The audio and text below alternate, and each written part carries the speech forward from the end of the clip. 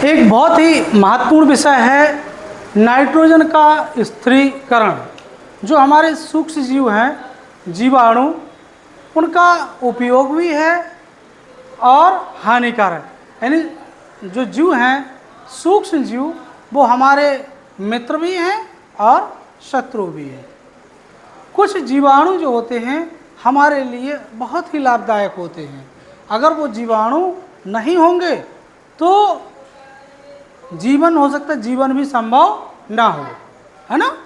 जैसे हम देखेंगे कि पेड़ पौधे होते हैं, तो कुछ पेड़ पौधे ऐसे होते हैं कि जहाँ पर्याप्त मात्रा में नाइट्रोजन हो, लेकिन कुछ जगह ऐसी होती हैं कि जहाँ पर नाइट्रोजन नहीं होती है।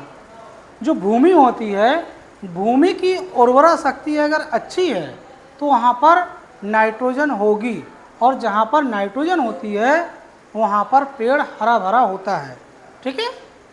लेकिन अगर पेड़ में पीलापन है तो समझ लेना कि उस भूमि में नाइट्रोजन की कमी है, ठीक है। उस स्थिति में हम यूरिया खाद या कंपोजिट खाद या अन्य प्रकार की रासायनिक या जैविक खादों का उपयोग करते हैं। लेकिन अगर हमारे पास खाद नहीं है, उस स्थिति में पौधा ग्रोथ कैसे करेगा, पौधा कैसे बढ़ेगा? उस स्थिति में जीवाणु वातावरण, पर्यावरण, वायुमंडल में पाई जाने वाली नाइट्रोजन का अपघटन करते हैं। क्या करते हैं कि जो जीवाणु होते हैं, जैसे एक जीवाणु है आपका राइजोबियम। राइजोबियम जीवाणु होता है, वो कोई भी पौधा उखाड़ें, उस पौधे में गांठें टाइप की होती हैं। गांठ, ये आप देख रहे होंगे, ये गांठ आपको दिखाई दे रही है। ये जो गांठें हैं आपकी, ये गांठें, ये राइजोबियम जीवाणु होता है, ठीक है। और आपकी जड़ें तो है ही है। अब वो जड़ आपकी कोई भी हो, चाहे वो आप स्थानिक जड़ हो और चाहे मूसला जड़ हो, है ना, झगड़ा जड़, कोई भी जड़ हो, हमको ये देखना है कि जड़ों में क्या गांठ टाइप की हैं। अगर गांठ टाइप की हैं जड़ में, तो समझ लेना कि ये राइजोबियम जीवाणु है। राइजोबियम जो जीवाणु होता है वो कहाँ होता है? चना, मटर, अरहर के जो पौधे होते हैं, चना मटर का जो आप पौधा उखाड़ेंगे उसकी जड़ देखेंगे तो हमको इस तरह से दिखाई देता है, ठीक है। इसका मुख्य कारण होता है राइजोबियम जीवाणु का कि जो वायुमंडल में नाइट्रोजन है, वायुमंडल में 78% नाइट्रोजन है। तो जो 78% नाइट्रोजन होती है, उस नाइट्रोजन को ये जीवाणु, कौन सा जीवाणु? राइजोबियम जीवाणु, उस नाइट्रोजन को नाइट्रेट, किसमें? नाइट्रेट, नाइट्रेट या नाइट्राइट, नाइट्रेट या नाइट्राइट में बदल देते हैं। और जैसे ही वो बदल देते हैं तो वो जमीन में मिल जाती है, ठीक है। और जब जमीन में मिल जाएगी, वो भूमि में मिल जाएगी, मिट्टी में मिल जाएगी, तो पौधे रसारोहण क्रिया द्वारा उसको पूरे शरीर में, पौधे के पूरे भाग में वो नाइट्रोजन नाइट्रेट या नाइट्रस के रूप में वो चली जाती है, ठीक है। तो सोचो कि अगर राइजोबियम जीवाणु ना हो और जहाँ पर पौधा उग रहा हो वहाँ पर नाइट्रोजन ना हो, तो उस स्थिति में ये पौधों की जड़ों में पाए जाने वाला जीवाणु राइजोबियम वायुमंडल की नाइट्रोजन को नाइट्रेट या नाइट्राइट में बदल देते हैं। जब बदलने की जो क्रिया होती है उसको कहते हैं हम नाइट्रोजन स्थिरीकरण।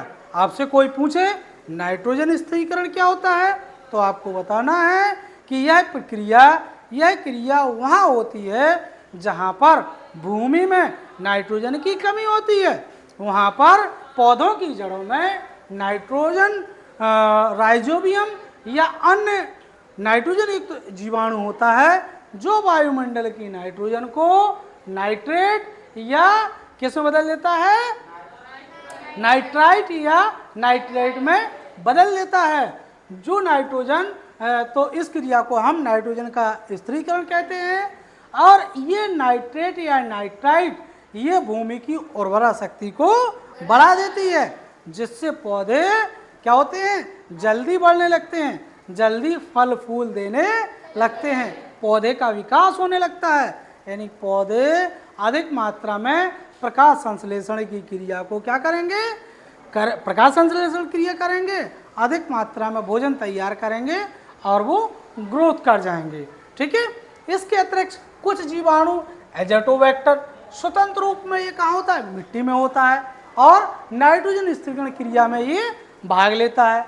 साइनोबैक्टीरिया है, जैसे नॉस्टाक, एनाविना, साइटोनिमा, ऑसिलेटोरिया का उपयोग धान के खेतों में उसकी उर्वरक के रूप में इनको प्रयोग किया जाता है, यानी उर्वरा शक्ति को बढ़ाता है।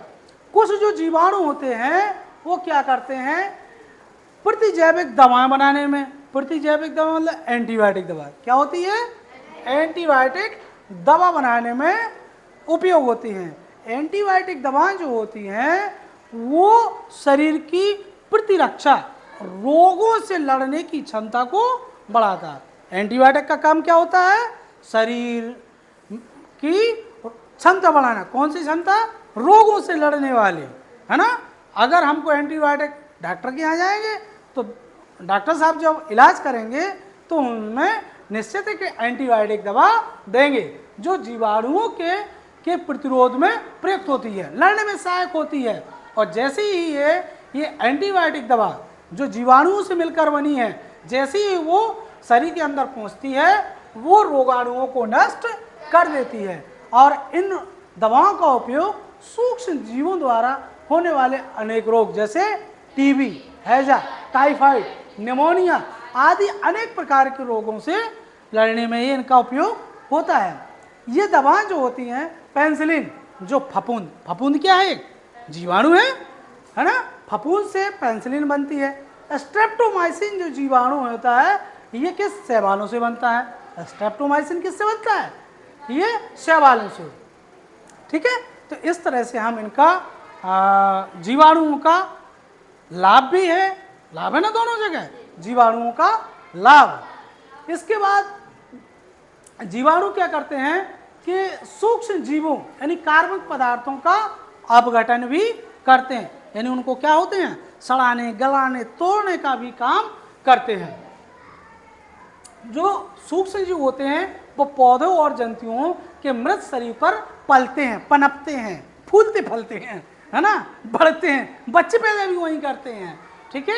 यानी ये क्या करते हैं कि जटिल कार्बनिक यौगिकों को सरल कार्बनिक यौगिकों में बदल देते हैं, अपघटित कर देते हैं ताकि वो जल्दी नष्ट हो जाए, सड़ गल जाता है वो। ठीक है। यानी हम कह सकते हैं कि ये पौधे या जंतुओं के मृत शरीर को सड़ाने गलाने में भी अहम भूमिका निभाते हैं। ठीक है।